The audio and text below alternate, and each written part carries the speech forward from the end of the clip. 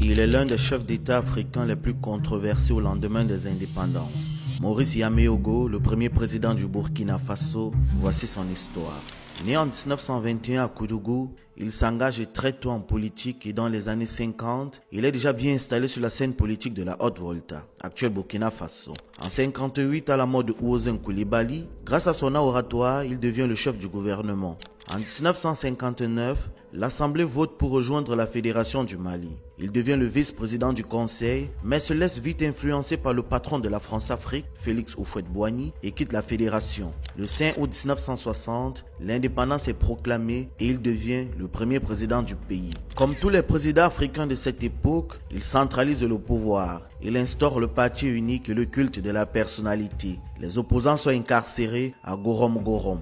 La corruption et le détournement de fonds caractérisent son régime. En 61, il signe avec la France des accords de coopération touchant le domaine militaire, minéral, éducatif, commercial et énergétique. Il interdit aussi le port de tenues traditionnelles. Il supprime certaines chefferies et fait l'éloge du christianisme tout en critiquant les autres croyances. Il multiplie des partenaires. En 64, il fait enfermer sa femme et épouse la Miss Côte d'Ivoire, la métisse Nathalie Monaco. En 65, Sékou Touré dénonce Houphouët-Boigny comme le point d'entrée du néocolonialisme. M. Yameogo prend la défense du président ivoirien et traite Sékou Touré de bâtard. Par la suite, il entame avec Houphouët le projet de double nationalité pour tout Ivoirien et voltaïque. En avril 65, Yameogo est le premier chef d'État africain accueilli à la Maison Blanche par le président Lyndon Baines Johnson.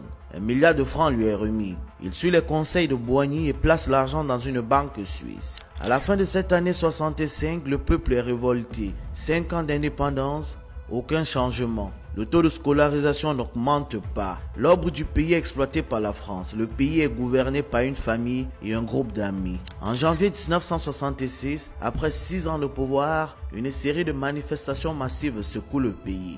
Face à la pression populaire et à l'insatisfaction générale, Yameogo est contraint de démissionner, marquant la fin de son règne. Sangoulé Lamizana le succède et il est placé en résidence surveillée puis incarcéré. Sa miss ivoirienne le quitte et il tente 2 fois de se suicider. Plus tard, heureusement, il est libéré par Thomas Sankara et meurt en liberté le 15 septembre 1993. Pour plus d'histoires d'Afrique, abonne-toi au YouTube Histoire d'Afrique et à cette chaîne TikTok, like et abonne-toi.